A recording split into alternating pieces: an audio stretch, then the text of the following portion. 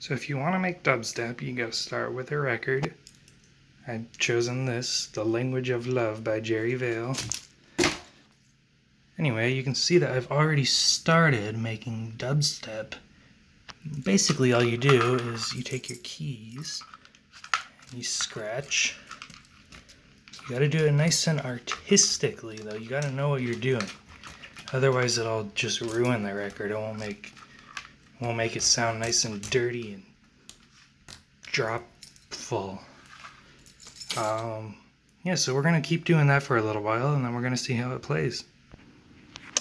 Okay, now we got it spinning, but not fast enough. You want it to go 78 RPM because you just do. It sounds better that way. And here we go. Oh yeah.